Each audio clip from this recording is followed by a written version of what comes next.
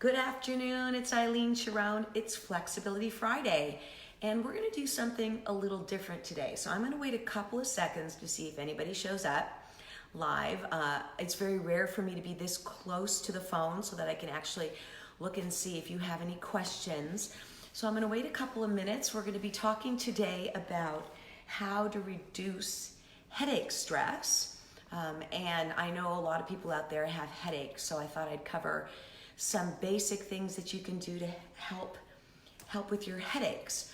So I'm just again gonna wait. Hi guys, I got a couple people on. I'm just gonna wait a couple of seconds. If you know anybody who suffers from tension headaches, you might want to dial them up and tell them to join us, because I'm going to go over a few things that might be very helpful for people who get frequent headaches. There's a lot of different types of headaches, so we're going to go over those as well. Headaches, there's so many different ones, but we're going to put them into three categories. The first is primary, which would be idiopathic, where there's really there's an unknown cause, that they just come up and some people can't track them, they just occur. And so when you're dealing with those kinds of headaches, it makes it very difficult, if you're prone to those headaches, to know when they're gonna occur. But we're gonna be dealing with the first one, which is musculoskeletal headaches or tension headaches today. And the second kind of primary headache would be a migraine, which I'm so lucky. I've never had to deal with a migraine headache before, but I've had friends who are really taken out from these headaches. They cause light sensitivity. People have been known to throw up. They have to be in a dark room. Noises affects them. It's extremely painful, and there's a lot of medication out there right now to help people with migraines. Interestingly enough, I do think that they're partially maybe genetic or environmental. One of the things that's interesting about migraines is Peru has the highest rate of migraines in the world per capita, and Hong Kong has the lowest. So it's really interesting how it can be environmental, or it could be location or genetics that might cause that. And the other type of neuromuscular migraine or vascular causes would be a cluster headache, which you get like around the eye, which is extremely painful for a lot of people. And those are usually one-sided and again cause a lot of distress for people, and it takes them out for a while. And then there are ones that are mixed, a little bit of everything. So hard to track is probably the most difficult thing. Some people get headaches when they have wine. That's more secondary. Symptomatic headaches, where you might get a headache from an injury or trauma or an illness or a medication, or cryogenic, when you've had something really, really cold and you go, oh my God, I have a headache. It's still a headache. It's not what we typically would think of a long-term headache, but it's still a headache. And certain medical conditions can cause a lot of headaches as well. So, but today again, we're going to deal with musculoskeletal and how we can reduce tension in specific areas of the shoulders, maybe the neck and the head, to help with tension headaches. So I'm going to hold up a picture. I'm going to bring it really close. All the writing's probably going to be backwards, but as you can see, we've got a lot of muscles around the jaw, the front of the head, around the ear, around the mouth, and the neck for sure, right up into the head, that can cause tension in the neck and shoulders that will lead to headaches. And so I'm going to hold that picture up again so you can take just a quick peek. And I don't want to get into anatomy or physiology, but how our muscles go from our upper back into our head can cause a lot of stress. And we're going to be dealing with the back of the neck as well. So you can see right down the middle, there's a nuchal ligament right there. And that, if it presses, causes a lot of tension. Can you guys see that? Yeah, you can, I think. And then of course, the two round ones, base of the occipital bones of the back of the head, absolutely can cause stress in the neck. And one of the things that I found that really causes problems with headaches is poor posture. And we may not realize that what we're doing all day may lead to a headache at night, but if you're all scrunched up and those muscles are not tight and they create tension, and then it feeds up into the skull or the head, you're gonna end up with a lot of issues. So today I'm gonna use two devices. There are a lot of different massage tools that you can use, even for the trapezius that kind of loop over. Hi guys, if you're out there, just a thumbs up. Let me know you're there. We're gonna use a tennis ball today, and we're gonna use a little rolling rod. This is one of my favorite rolling rods, but there's a lot out there that you can use. And we're gonna go through the most important areas of the body that would really help with stress in the neck that might feed into a headache. So one of the first ones I love to do is right above the, hi Jessica. I'm so glad you even spoke. Some people just don't talk to me. They watch, they don't talk to me. Do you suffer from headaches at all, Jessica? Let me know if you are. So we're gonna talk about the frontalis. So right above, hi there, your eyebrows on your forehead. Now I have a lot of hair, so I'm probably just gonna move stuff around, but you can take a tennis ball, and I like to close my eyes because it gives your ocular sockets, everything a chance to relax. So you can roll back and forth. You can also do these rotations that helps to open up some of the fascia on the forehead. So right across the forehead, you've got a lot of pressure points there. People with sinusitis, with a lot of allergies, they'll find that they have a lot of pressure there. And just rolling the top of your head, even with a tennis ball that is cold, if you wet it and then stick it in the freezer, it will feel even better on your head for a couple of minutes, and that's all you really need. So the frontalis, and then you want to remember the occipital bones behind the neck. So I'm just going to kind of move around to different spots.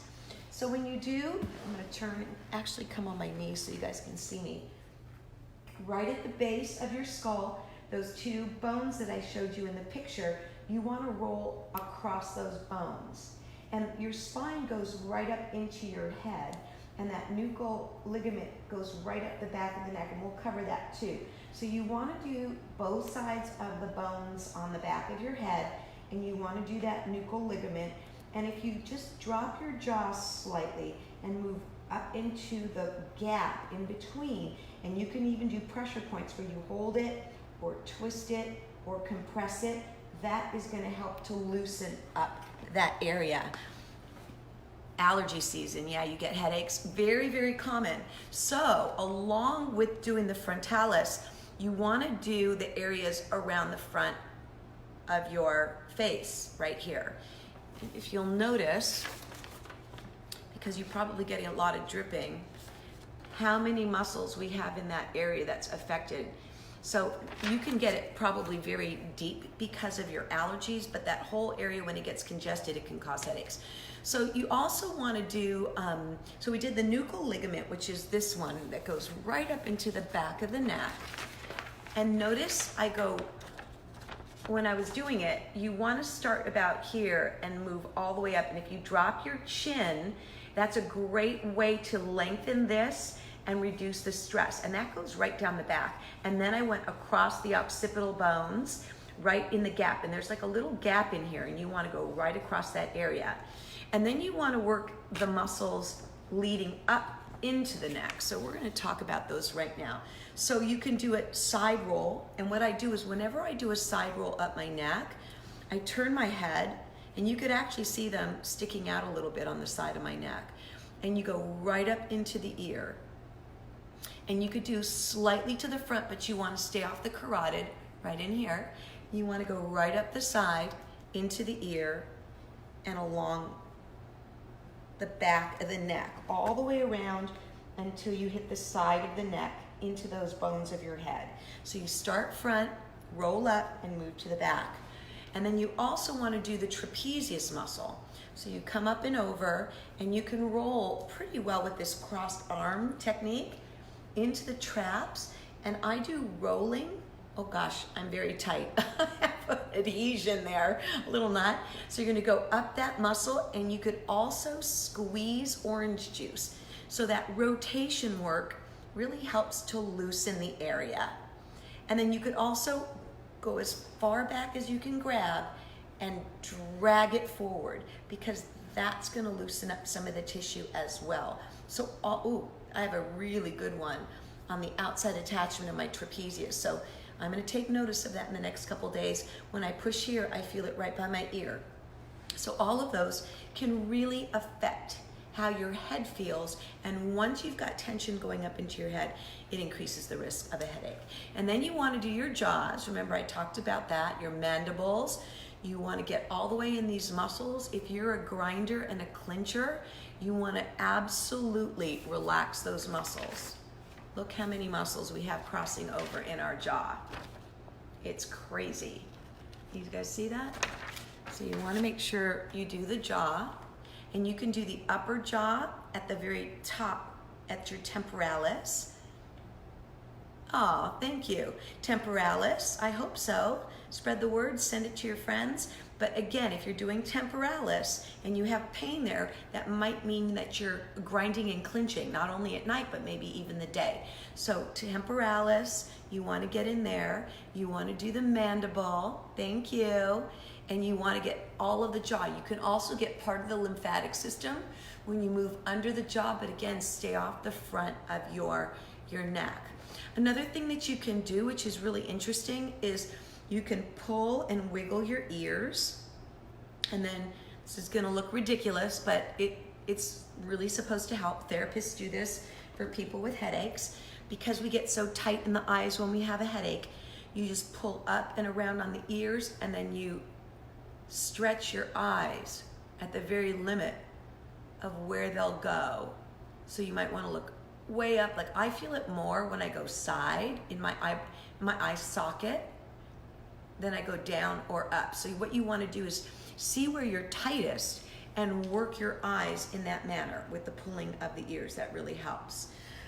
Tight jaws can also trigger migraines. So if you're in there and you're a person who gets migraines often, you might want to just do this to keep your jaws nice and loose. And I talk a lot, and I find that when I talk a lot, my jaw gets very, very, very tight. And then another one that you can also do, this is like the last one that I'm going to demonstrate today, is we have fascia all over our head and the muscles in our head, but the parietal bones across the top, if you just take your fingers and kind of move your scalp around, it helps to loosen all the muscles. So you can do it with your fingers like I'm doing now by just embedding your fingers into your scalp and just kind of moving around. You can do pressure points. And if you've got, like I've got a particular spot right here that's tight, and I didn't know it was there until I compressed on it, and I don't have it on the other side. So this gives you feedback on what's going on with your head. And you can also take that tennis ball, and this feels amazing to me, and just roll all over your head. You can do it in front of the TV. You can do it with two. I mean, you could do two, which would make it a lot easier. You cover a lot more ground that way. And even the top of my head today is really tight. I do know that if I get a headache, usually it's because I'm wearing a ponytail too long. And so all that heavy hair that's being pulled back, when I want to release it, this is a great way to release some of the stress from that pull. So again, hi Haley. Oh, I hope so. Make sure that you send this to friends that get headaches. There are simple techniques that you can do. So let's go over quickly what we would do as far as rolling on the upper body. It's the frontal, anywhere you want, sinus, temporalis, all along the mandible. You can go around, I'm wearing lipstick, but you can go around your lips because there's a lot of muscles here, and if you're very tender. If you're gonna go inside the jawline, remember to stay off the carotid or the front of your throat. You don't wanna push there. It's just very much inside. You wanna go along the side of the neck. Support your head if you're pushing hard so that you're not creating stress. Make sure you do trapezius in 3 different ways, either rolling up and down, squeezing orange juice, or pulls. And then you wanna do that nuchal ligament up the back of the neck, base of the skull, and anywhere on the head. So if you've got a rolling rod, you need to be very careful. What I like to do is I like to just roll up and then hammock the head, rest the head. So again, slight roll up. If you feel vertebrae, you're going too deep. And then you can do it on the diagonal, on the side. So I like to get the side of my back of my neck on the muscles that go right up into the back, the trapezius that goes right up. stern up all the way through the front if you need to, but sideways, what I'm doing here is just sideways. And then again, hammock your head. Just lift your jaw, hammock your head. And then the last one that was the oddest one of all was pulling on your ears, changing your eye look so it stretches out the muscles of your eyes, and then the compression of the parietal bones at the top of your head to kind of release all the fascia. Well, I went on really long today. If you guys have any questions, just pop them to me really quick because I'm about ready to get off.